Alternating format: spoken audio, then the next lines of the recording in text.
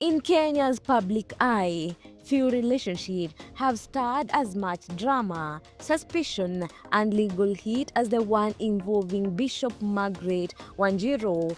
Her intended marriage, her hashed past, and long-standing legal battle over customary unions have painted a picture of a woman caught in between faith, controversy, and societal expectation. Margaret Wanjiru first found real political and spiritual recognition as a minister, a televangelist, and an MP. Her congregation knew her as a woman of faith, her constituents as a leader, but behind that public persona lay a personal life mirrored in dispute. She has been through at least one marriage to the late James Kamangu Ndimu and has 3 sons. Later, she announced plans to marry again, this time a South African pastor, and that announcement ignited a storm. The catalyst of controversy was a man named James Kamangu, who claimed that he had married Wanjiru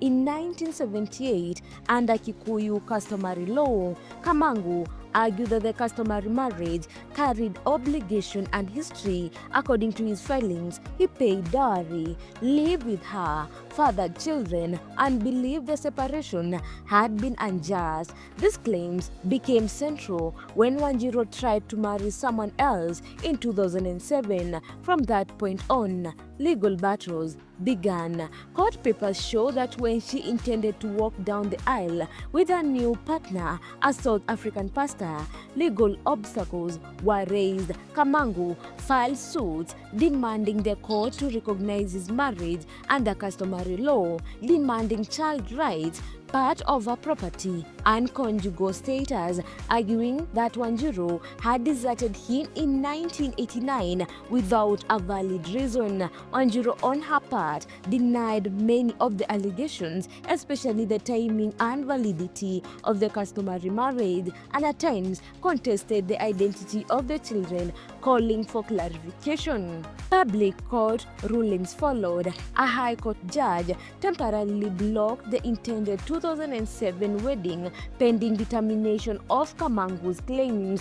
The judge directed the court to establish whether the customary union exists, whether Wanjiru's former partner was truly her customary husband, and whether their son should legally recognize Kamangu as their father. The matter dragged, sparking intense media coverage, political, religious, and moral mess, all packaged in headlines. Through the years, the saga has played out as a test of credibility and faith. Wanjiru's church supporters defended her, insisting that her spiritual mission should not be overshadowed by personal legal wrangles. Critics raised questions about double standards, about how customary marriages are treated, about inheritance and property rights. Many Kenyans watch closely as birth certificate, school fees, ancestral land claims, and church status were woven into the dispute. Despite all these,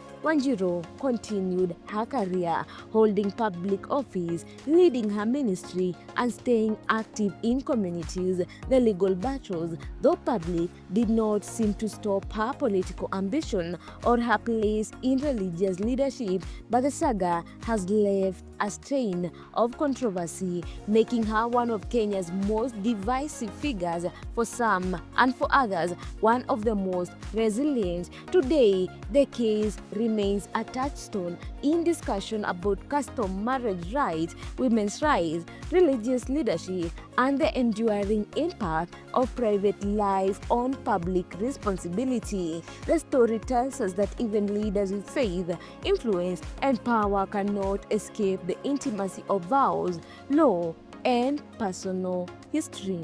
Margaret Wanjiru's story is not just about scandals and courtrooms, it's about love, law, and legacy. When promises made under custom collide with expectation, the fallout can shake not just families but entire communities.